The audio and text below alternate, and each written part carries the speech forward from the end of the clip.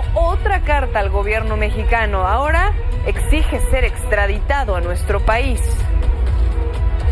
Con un día de retraso, el INE ya arrancó la impresión de boletas para la elección del Poder Judicial. Prevén tener las listas en 60 días. El actor mexicano Eduardo Verástegui hizo ahora este saludo asociado al nazismo en un evento de la CEPAC. Organizaciones antisemitas pues ahora condenaron sus acciones. Y ya cerraron las votaciones para seleccionar a los ganadores de la próxima edición de los premios Oscar. Susana Moscatel nos cuenta los detalles.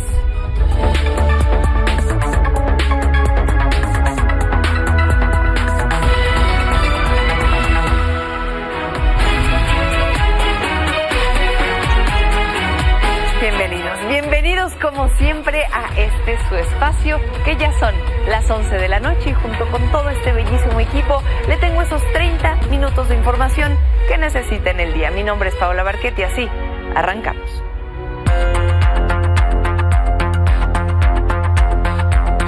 Y arrancamos con temas de seguridad, se lo decía hace un momento. Por segunda vez, Ismael El Mayo Zambada, líder del cártel de Sinaloa, escribió una carta y esta vez fue para exigirle al gobierno de México que lo extradite a nuestro país para así evitar la pena de muerte en los Estados Unidos. Además, advirtió que si México no interviene, significaría una subordinación ante Estados Unidos por la violación al debido proceso, en su caso, después de su inusual captura. Aquí tiene los detalles del contenido de esta carta. El Mayo Zambada ha dado un manotazo en la mesa. En una carta que envió al Consulado de México en Nueva York, pidió a la administración de Claudia Sheinbaum que interceda por él para que se concluya el proceso en su contra por narcotráfico, lo repatrien y evitar que lo condenen a muerte. Esto porque fue víctima de un secuestro transfronterizo a manos de Joaquín Guzmán López, hijo de su compadre Joaquín El Chapo Guzmán. En la misiva, escrita con base en diversos tratados internacionales y leyes domésticas, acusa al gobierno estadounidense de someterlo a un proceso criminal sin verificar el procedimiento que hizo que llegara a sus manos y lo catalogó como un secuestro transfronterizo. Fui privado de mi libertad en territorio nacional mediante coacción física y engaños. Con un impresionante lenguaje legal asistido por sus abogados en México, Juan Pablo Penilla y Juan Manuel Delgado, y en Estados Unidos, Frank Pérez, Zambada aseguró que si México no interviene, significaría una subordinación ante Washington y desencadenaría un colapso en las relaciones bilaterales. Debe intervenir a fin de que el presente asunto no resulte en un colapso en la relación bilateral.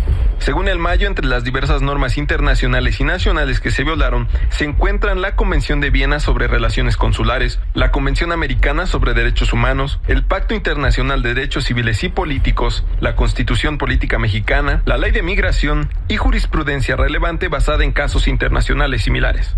Mi caso puede constituir un punto de fractura en la relación en materia de cooperación de impartición de justicia entre México y los Estados Unidos. Finalmente solicitó que su carta sea integrada por la Fiscalía General de la República al expediente judicial que la dependencia abrió para investigar su presunto secuestro y traslado forzado a Estados Unidos. Para Milenio Noticias, Ángel Hernández. Gracias, Ángel. Y sobre esta carta, la presidenta Claudia Sheinbaum no descartó considerar la petición del delincuente y pidió a la Fiscalía que la analice.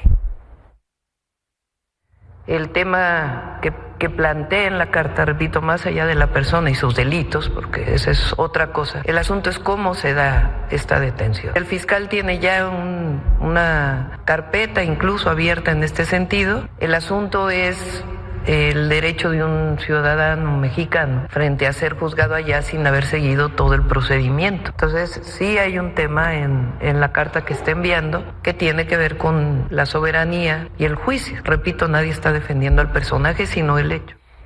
Al respecto, también habló el presidente de Estados Unidos, Donald Trump, quien dijo que va a aplicar la pena de muerte a todos los narcos y terroristas, como precisamente el Mayo Zambada. Agregó que van a tener la misma suerte aquellos que colaboren con el narcotráfico. Office, but before the election, that President Xi was going to give the maximum penalty to anybody sending fentanyl into the United States. His maximum penalty is death. If you notice that every country that has the death penalty has no drug problem, they execute drug dealers. And when you think about it, it's very humane because every drug dealer on average, they say, kills at least 500 people, not to mention the damage they do to so many others, but they kill large numbers of people. Y Donald Trump no fue el único que arremetió en contra de los cárteles mexicanos. De hecho, Mike Waltz, el asesor de seguridad nacional del presidente de Estados Unidos, dijo que la nueva administración va a desatar el infierno sobre los cárteles de la droga mexicanos, en específico a los que trafican fentanilo.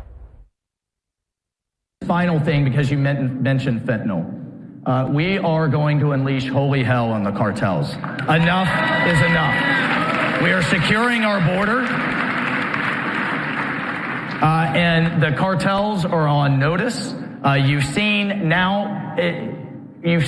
images of the Mexican army doing joint patrols with our border, with our Customs and Border Police, and with our military to secure the United States border, because without a border, you don't have a country and you don't have sovereignty. And if there's not anything more than America first. Bueno, y hablando del crimen organizado, en San Luis Potosí fue detenido Héctor N., líder de una célula criminal que opera en la zona media del estado.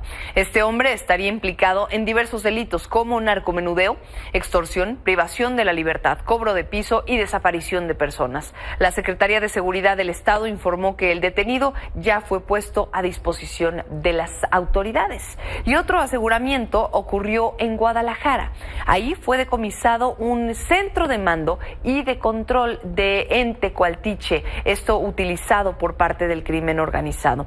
En este C2 se realizaban monitoreos de las cámaras de videovigilancia de las autoridades. El gobernador del estado, Pablo Lemus, dijo que el encargado de este centro de monitoreo era uno de los policías que fue reportado como desaparecido hace unos días y que después fue localizado sin vida.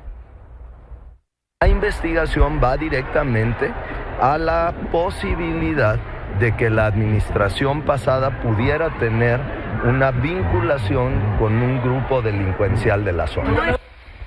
Mientras tanto, Pedro Luis N., presidente municipal electo de Santo Tomás de los Plátanos, Estado de México, obtuvo una segunda vinculación a proceso por su presunta participación en el delito de extorsión.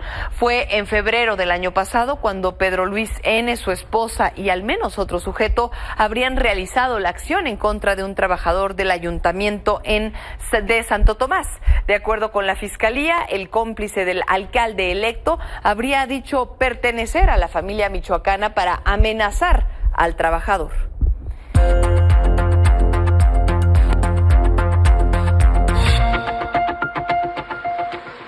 En estos momentos, la presidenta consejera del Instituto Nacional Electoral da su visto bueno.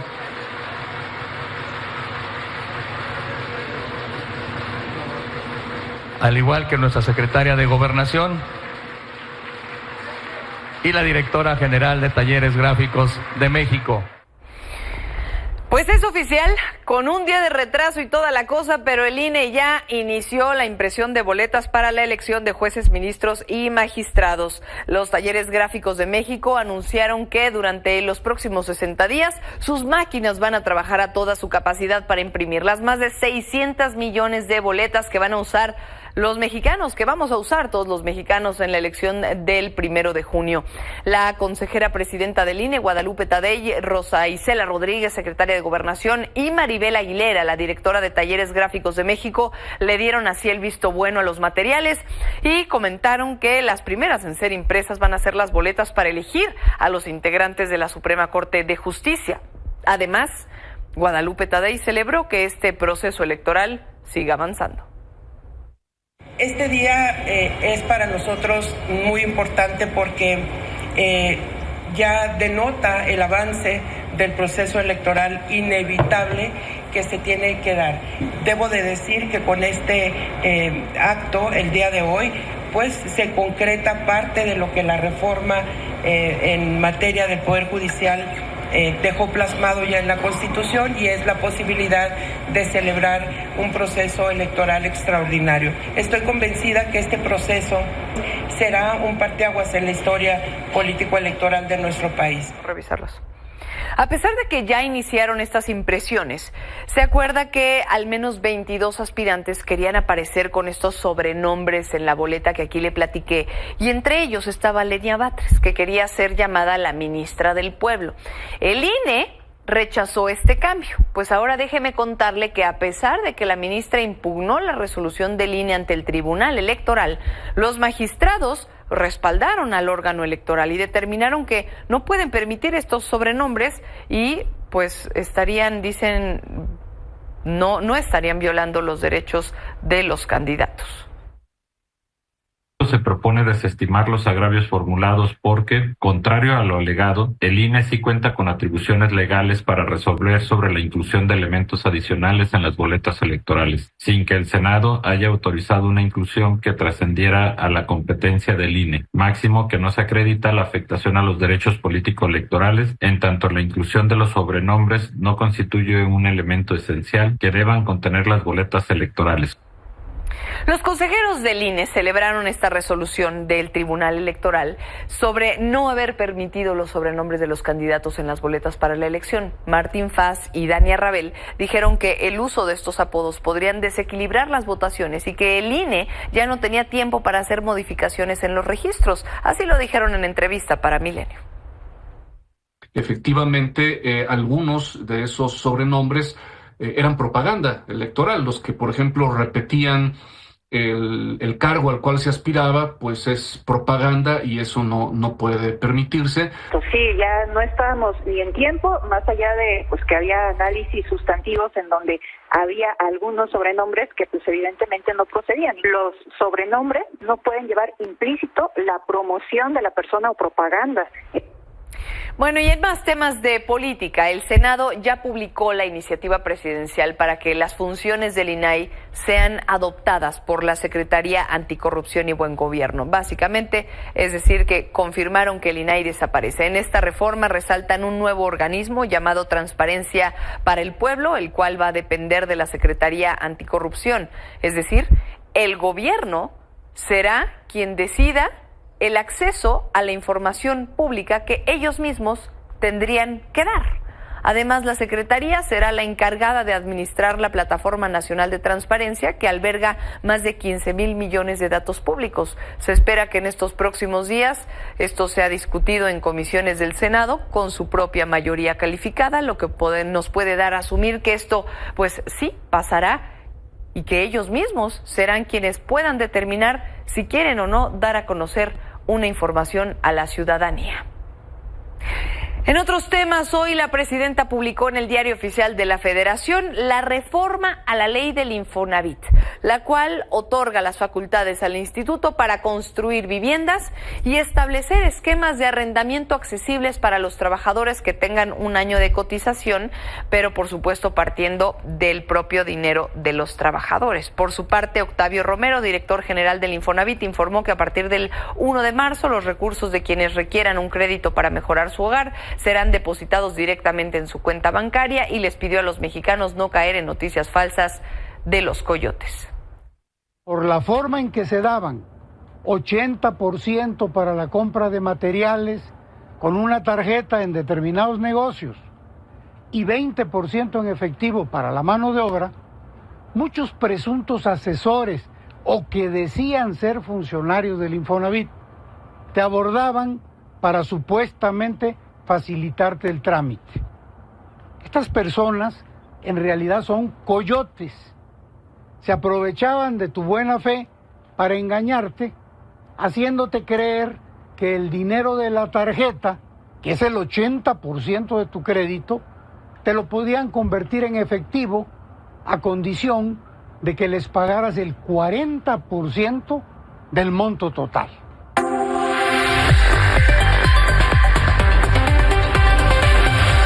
To fight, and that's why I'm going to join the Elon Musk and President Trump's movement. My heart goes out to all of you. Fight, fight, fight. Qué impresión, pues así como lo acaba de ver, el actor mexicano Eduardo Verástegui hizo un saludo nazi, eso es. Y más en el contexto en el que está. Todo ocurrió durante su intervención en la Conferencia de Acción Política Conservadora en Estados Unidos y después de que el propio Elon Musk hubiera hecho el mismo saludo. Ahí el activista de extrema derecha se sumó al equipo presidencial de Donald Trump, por lo que dice, para así dice, luchar a favor del presidente republicano. En las últimas horas, distintas organizaciones en contra de esto, por supuesto, han rechazado las acciones y aseguraron que es preocupante que se estén normalizando este tipo de acciones. Ahora, en más temas relacionados con Estados Unidos, hoy Donald Trump nuevamente hizo a un lado a Ucrania en las negociaciones que tendrá su administración con Rusia para así finalizar la guerra. Durante su discurso en una sesión de negocios con gobernadores estadounidenses, el republicano aseguró que Ucrania no ha sabido jugar bien sus cartas para acabar con la guerra y dijo que por ello él va a negociar para evitar que el conflicto armado continúe. I've had very good talks with Putin, and I've had not such good talks with Ukraine. They don't have any cards, but they play it tough. But we're not going to let this continue. This war is terrible. It would have never happened if I were president, but it did happen, so I got stuck with it, and the whole world is stuck with it. Y sobre este mismo tema, el gobierno ruso confirmó que todavía no ha concretado el día en el que se van a reunir Donald Trump y Vladimir Putin para discutir sobre el alto al fuego. El Kremlin aseguró que ellos están dispuestos a alcanzar las negociaciones pacíficas, así lo dijo. Пока никакой конкретики по встрече Путина и Трампа нет. Есть понимание необходимости этой встречи, которая была констатирована в ходе встречи российской и американской делегации в Риаде. Antes de irnos a un corte, por favor ponga muchísima atención porque la operación de la línea 7 del Metrobús de esta Ciudad de México va a experimentar cambios el sábado, es decir, el día de mañana. La modificación es por la realización del paseo nocturno Muévete en Bici y las estaciones Chapultepec, Gandhi, Antropología, Auditorio y Campo Marte son las que van a permanecer cerradas. Tómelo en cuenta. Con esto nos vamos a un corte y al regresar, el gobierno de Querétaro ya prohibió el uso de celulares en las escuelas. Le voy a contar qué piensan los alumnos y también padres y madres de familia. Volvemos. Bueno, regresamos con más información. Le contaba que el gobierno de Querétaro implementó una nueva ley que ahora prohíbe que los alumnos de educación básica puedan usar sus celulares en la escuela. Milenio tuvo la oportunidad de entrevistar a alumnos y familiares para conocer cuál es la opinión sobre esta ley que es pionera en nuestro país. Vea los detalles.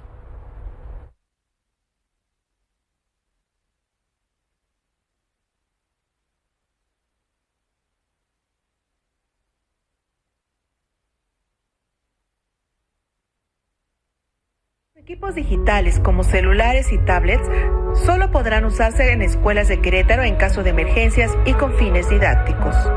De entrada tienen que estar en sus mochilas. Sabemos que ellos de repente se comunican con sus padres y al salir de la escuela lo pueden hacer. La medida se aplica a partir de este 20 de febrero en escuelas de educación básica y media superior. El objetivo es reducir el acoso escolar, delimitar el tiempo de estudiantes que pasan en redes sociales y disminuir el riesgo del grooming, es decir, que los adolescentes sean ciberacosados por adultos. Estoy de acuerdo, realmente ven videos que no deben de ver de acuerdo a su edad. Y por decir, aquí hay internet y pues a veces los niños lo agarran, no precisamente para cosas de la escuela. Pues creo que es bueno el tema principalmente de las redes sociales. Si no es correctamente usado, es un peligro para los chavos. A la hora de la entrada, los estudiantes fueron informados sobre las nuevas reglas. Los alumnos admiten que se han presentado casos de acoso digital entre compañeros, muchos de ellos sin denunciar, por lo cual los menores enfrentan con sus propios medios las consecuencias del ciberbullying. Yo como jefa de grupo me llegan muchos reportes diariamente sobre ciberacoso y bullying, entonces es muy importante implementar esto. La prohibición del uso de celulares dentro de las aulas va a la par de la iniciativa para la protección de las infancias en el uso de redes sociales, la cual establece una pena de 3 a 6 años de prisión. Esta iniciativa aún no contempla sanciones en caso de que los alumnos no respeten las reglas. Sin embargo, docentes y padres de familia confían en que la medida ayude a los jóvenes a concentrarse en sus estudios. Desde Querétaro, para Milenio Noticias, Estrella Álvarez. Mientras tanto, en Zacatecas siguen sin tener clases. Hoy los alumnos cumplieron 10 días sin asistir a las aulas debido a un paro de labores por parte de los maestros. Los docentes de la sección 34 del CENTE están exigiendo que su sindicato les entregue las becas de aprovechamiento que pueden obtener sus hijas e hijos que cuenten con buen promedio. En respuesta, el gobierno del estado ya pactó una mesa de diálogo para reactivar las escuelas y que los más de 200,000 estudiantes puedan retomar sus actividades. Acordamos que como parte de estos programas se buscara una vía de financiamiento, una vía administrativa para poder darle cauce a las becas de 2024.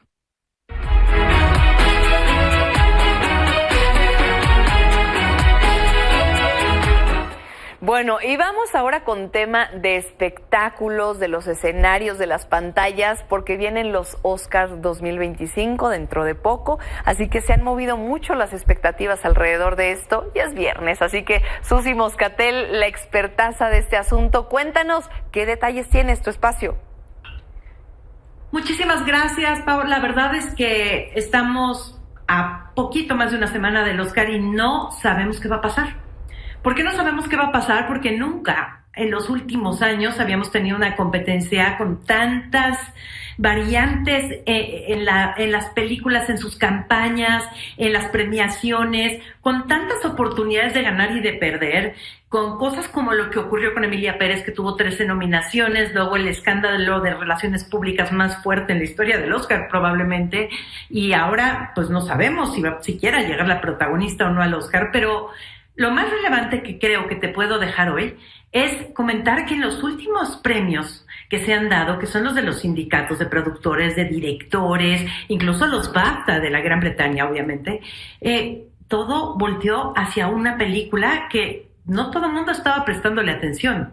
Y esta película es Anora. Anora es una verdadera joya, la pueden ver en este momento en el cine. Y es una joya porque no sabemos si es comedia, tragedia, qué hace con nuestras emociones. Yo creo que ahí podemos ver una gran sorpresa y no sabemos si le puede quitar Mikey Madison, su protagonista, el Oscar a Demi Moore o a Fernanda Torres. Está eso y de verdad hay una cantidad de cosas que vamos a poder estar platicando en los próximos días y te propongo que pues te lo platicamos desde la alfombra roja a partir del miércoles que estaremos ahí para ver cómo la van ahora sí que construyendo literalmente. ¡Qué emoción! Claro que sí. Por ahora te mando un abrazo, pero sí, ya totalmente en Oscar Mode le llamamos. Exactamente, Oscar Gracias. Mode. Y nos Gracias vemos por acá muy pronto. Un abrazo grande. Abrazo, bye.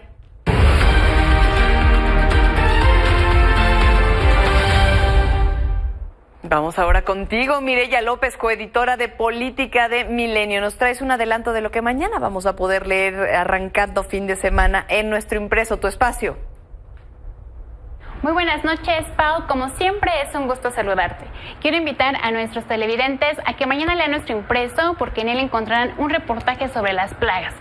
Resulta que en 10 años se espera que aumente 45% el aumento del servicio para el control de plagas para roedores, chinches y cucarachas, por lo que, luego de dispararse este mercado, también sumará $2,000 millones hacia 2035.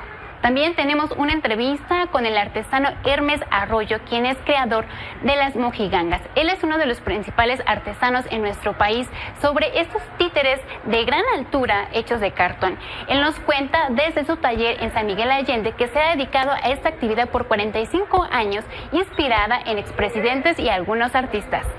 Y a días de que arranque el Abierto Mexicano de tenis en Acapulco, tenemos una entrevista con Rodrigo Pacheco, un joven de 19 años de edad, quien promete brillar en el torneo. Y además, una infografía con datos de los principales jugadores a nivel mundial en este deporte. Esto y mucho más mañana en nuestra edición en el impreso. Imperdible como siempre. Gracias, Mire.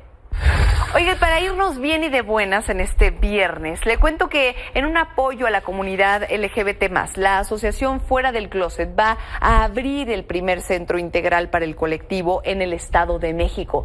La asociación está buscando que este lugar apoye a la comunidad con asesoría jurídica, médica y psicológica. Este centro, ubicado en el Valle de Toluca, será administrado con recursos propios. Ernesto Montes de Oca, quien también forma parte de la asociación, explicó que este espacio comunitario para personas LGBT+, pretende ser un área segura en donde las personas puedan expresarse libremente. Sí, en la zona del estado, pero también a nivel estatal, si bien existen esfuerzos, por ejemplo, por parte de ayuntamientos locales, sería el primero en ser administrado por una organización civil y sobre todo para buscar el apoyo entre pares, es decir, que las personas LGBTIQ+ atiendan justamente a personas LGBTIQ+. Enhorabuena por estos espacios. Nos vemos el lunes. Mientras tanto, bonito fin. Descansa.